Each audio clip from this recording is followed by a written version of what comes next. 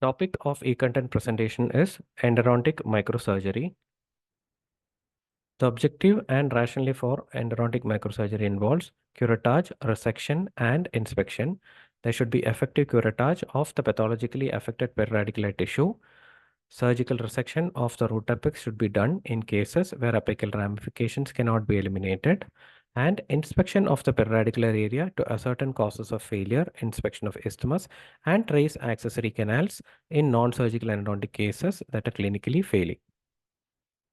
The various indications for endodontic microsurgery are failure of non-surgical endodontic treatment and endodontic retreatment, failure of previous surgery, anatomical problems, iatrogenic errors, horizontal apical root fracture, exploratory surgery and biopsy, and periodontal considerations. The treatment planning include case diagnosis, preoperative surgical notes, anesthesia and hemostasis, management of soft and hard tissues, surgical access or osteotomy, periradicular curettage, access to root structure, root and resection, root and preparation, root and filling, soft tissue repositioning and suturing, and finally post-surgical care. The term microsurgery was coined by Harvey Apotheker. Definition goes in this way. Microsurgery is defined as a surgical procedure on exceptionally small and complex anatomical structures with a dental operating microscope. The triad of endodontic microsurgery involves magnification, illumination, and instruments. Low range magnification has a range from 2.5x to 8x. Mid range magnification has a range from 8x to 14x, and high range magnification has a range from 14x to 30x. The magnification of a microscope is determined by power of the eyepiece, focal length of the binoculars, magnification change factor, focal length of the objective lens. Illumination with dental operating microscope is coaxial with the line of sight. This means the light is focused between eyes in such a fashion that you can look into the surgical site without seeing any shadow. Elimination of shadow is made possible by using Galilean optics, which focuses at infinity and sends parallel beams of light to each eye. With parallel light, the operator's eyes are at rest and therefore lengthy operations can be performed without eye fatigue. A beam splitter can be inserted into the pathway of light as it returns to operator's eye, and the function of beam splitter is to supply light to an accessory such as a video camera or a digital still camera. The various instruments for endodontic microsurgery include examination and inspection instruments, instruments for incision, elevation, and curettage, instruments for retraction, osteotomy and root resection instruments, instruments for preparing root end, the various instruments that are used for irrigation, the instruments which are used for hemostasis and suturing. Micromirrors, periodontal probes, and endodontic explorers, DG16 explorers, are examination and inspection instruments. The incision, elevation, and curettage instruments include 15C blade and handle. Molds curette number 2 to 4 is a very useful instrument for elevation and curettage. Jacquet curettes and mini jacquet curettes are sharp curettes are used to spoon out the lesion, and periosteal soft tissue elevator or periosteal elevators are also used. The various retraction instruments include Kim Pecora instruments 1, 2, and 3 retractors, Gary Carr instrument number 1 that is at 45 degree and Gary Carr instrument number 2 that is at 90 degree, each for posterior and anterior applications. The various osteotomy and apical root resection instruments include Impact Air 45 degree handpiece, Lindemann burrs, micromirrors, and micro explorers. Instruments for preparing root end includes microsurgical ultrasonic instruments, empty root and filling material instrument. Irrigation instruments include the Stropco irrigator and the microsuction irrigators. Suturing material includes sutures, silk sutures that are absorbable, multifilamentous and braided, and tape deck sutures. The tweezers, forceps, scissors, and needle holders are needed for placing the scissors. Gutman classified endodontic surgery into fistulative, periradicular surgery, and corrective surgery. Fistulative surgery includes incision and drainage, cortical refination, and decompression procedures. Periradicular surgery includes curettage, root and resection, root and preparation, and root and filling. And finally, corrective surgery includes perforation repair, periodontal management, and intentional reimplantation. Kim's classification of microsurgical cases, according to Kim, there are Class A to Class F. Class A represents a tooth with no perradicular lesion, no mobility, and a normal pocket depth. Class B represents a tooth with a small perradicular lesion with clinical symptoms. Class C represents a tooth that has a large perradicular lesion progressing coronally without periodontal pocket and mobility. Class D represents a tooth that is clinically similar to Class C but has a deep periodontal pocket. Class E represents a tooth that has a large perradicular lesion with an endodontic periodontal communication to the apex but no obvious fracture. And class F represents a tooth that with apical lesion and complete denudation of the buccal plate but no mobility. Perradicular surgical flap designs are classified into full mucoperiosteal flaps and limited mucoperiosteal flaps. In full mucoperiosteal flap, there are triangular, rectangular, trapezoidal, horizontal, and papilla-based flap, whereas in limited mucoperiosteal flap, submarginal curved, that is a semilunar flap, and submarginal scalloped rectangular, that is a loop K ocean beam flaps are there. In full mucoperiosteal flap, we come to triangular flap, which was introduced by Fisher in 1940. It's a full thickness flap used in endodontics, and its indication is for maxillary incisor region, maxillary and mandibular posterior teeth. It is the only recommended flap design for posterior mandibular region. It is contraindicated in teeth with long roots, that is a maxillary canine. Main advantage is enhanced rapid wound healing. A rectangular flap is an extension of a triangular flap. Here, two vertical incisions are there and a horizontal intercircular incision. It's mainly indicated in mandibular anteriors, maxillary canines, and multiple teeth. It is not recommended for posterior teeth. And the main advantage is that it has enhanced surgical access and easier apical orientation. The disadvantage being wound closure, as flap reapproximation and post-surgical stabilization are more difficult than triangular flap. Trapezoidal flap was first described by Newman and Aikman in 1940. The main disadvantage of trapezoidal flap is the wound healing is by secondary intention and pocketing or clefting of soft tissue was noted with a compromise in blood supply. The envelope flap is formed by a single horizontal intercircular incision and is usually recommended for corrective endodontic surgery. Its main indication is for perforation repair of the defects and root end resections. A limited mucoperiosteal flap, also known as a semilunar flap, was first given by Parsh, and it's also known as a Parsh incision. It's a single curved incision called as a semilunar flap because horizontal incision is modified to have a dip towards the incisal aspect in center of the flap, giving resemblance to half moon.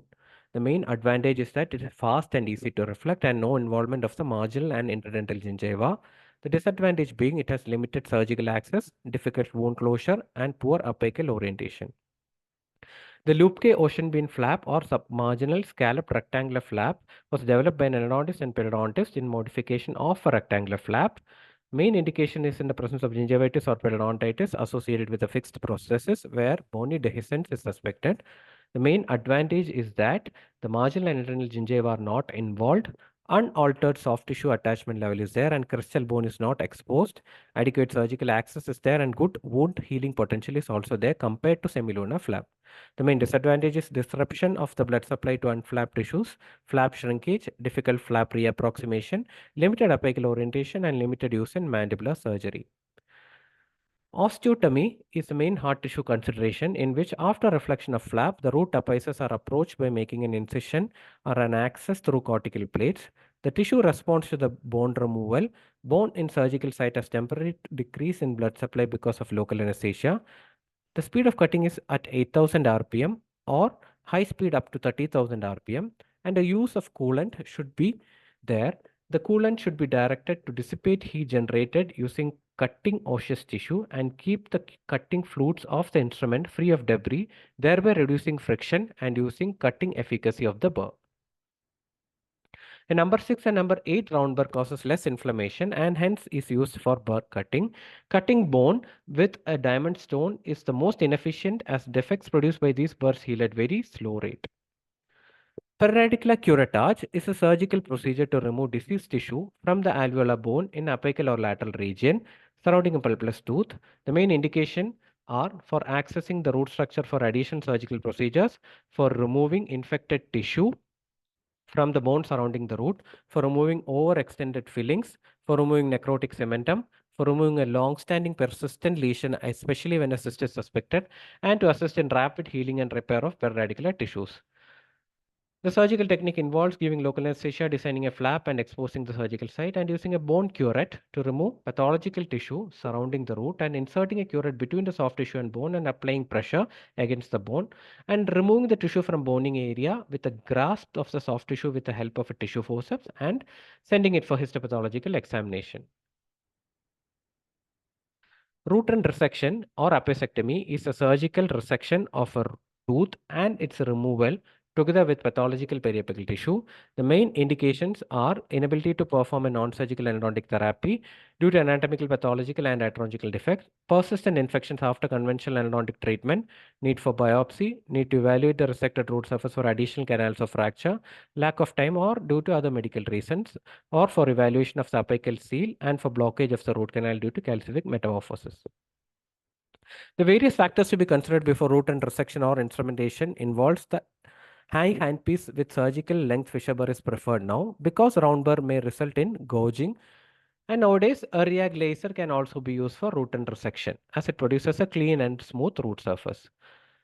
The extent of resection, according to Cohen et al., the length of the root tip resection depends upon the frequency of lateral canals and apical ramifications at root end. It was found that when apical root end is 3 mm resected, the lateral canals are reduced by 93% and apical ramifications by 98%. The angle of root end resection, earlier it was given an angle of 30 to 45 degree from long axis, but at present a bevel of 0 to 10 degrees recommended because it allows multiple inclusion of lingual anatomy with less reduction of, if multiple canals are present, it increases in the bevel, causes an increase in distance between them. So with a short bevel, it is easier to keep the instrument within the long axis of the tooth, and the long bevel exposes more dental tubules to an oral environment, resulting in microleakage over a period of time. Traditional root end preparation was done by preparing a root end access cavity by a miniature counterangle or a straight handpiece with a small round or inverted cone burr. A class 1 cavity was prepared at the root end with confines within the confines of the root canal. At present, to develop the resolve main shortfalls of the burr preparation, ultrasonic root end preparation is preferred using a ultrasonic tip in a retrograde manner. Parallel walls and a minimal bevel is placed for better retention and less debris removal and smear layer than those prepared with a burr. The retrograde filling materials include MTA, intermediate restorative material IRM, super EVA, glass ionomer cement, die-cut, composite resins, and resin ionomer hybrids. MTA is a material of choice for retrograde filling material. It is composed of tricalcium silicate, tricalcium aluminate, tricalcium oxide, bismuth oxide, and silicate oxide. It has a pH of 2.5 and a setting time of 2 or 45 minutes. It is mainly placed with a messing gun or an amalgam carrier or using messing gun with micropluggers and clean the surface with a damp cotton pellet. It is available as gray and white MTA. Gray MTA is no longer used because it causes gray discoloration because it contains tetracalcium aluminoferrite. White MTA is tooth colored and it has small particle size. The main composition of MTA includes tricalcium silicate, dicalcium silicate, tetracalcium aluminoferrite, and tetracalcium aluminate. Tricalcium silicate is a main component. It's a formation of calcium silicate hydrate which gives early strength. Dicalcium silicate hydrate slower than tricalcium silicate and responsible for late strength. And tetracalcium aluminoferrate is present in gray MTA and balances heat. Tetracalcium aluminate forms 20% of the cement during hydration, reacts with calcium sulfate. Biodentin is a calcium silicate based product specifically designed as dentin replacement. Its composition contains powder and liquid. Powder composition is similar to that of MTA and consists of tricalcium silicate, dicalcium silicate, calcium carbonate, and oxide fillers, whereas a liquid component consists of calcium chloride, accelerator. It has a setting period of 9 to 12 minutes and it comes in powder liquid form which can be mixed. The calcium silicate hydrogel is formed and is a matrix of the cement of biodentin, and crystals of calcium carbonates are filling spaces between the gel of the cement. Calcite has two phases and it acts as an active agent and as a filler. The final set cement structure consists of unreacted particles of cement and CSH gel and calcium hydroxide. The initial setting time of biodentin is 8 to 9 minutes and the final setting time is up to 20 minutes and it can be accelerated using calcium chloride.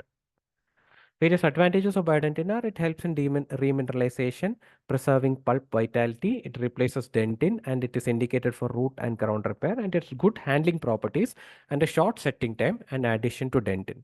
It is also biocompatible and is antibacterial. The additional surgical procedures are hemisection, root resection, and root amputation.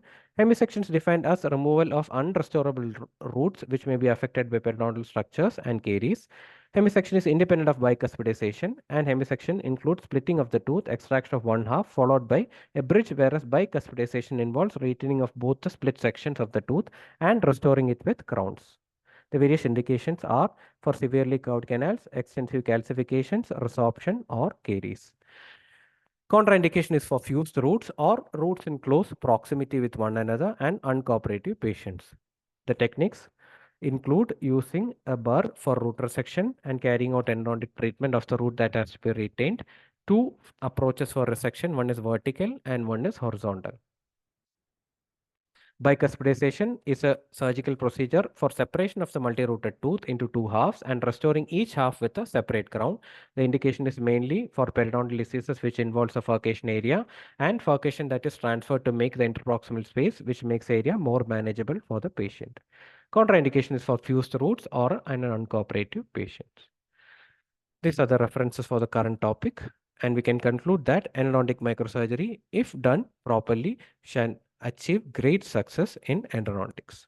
Thank you.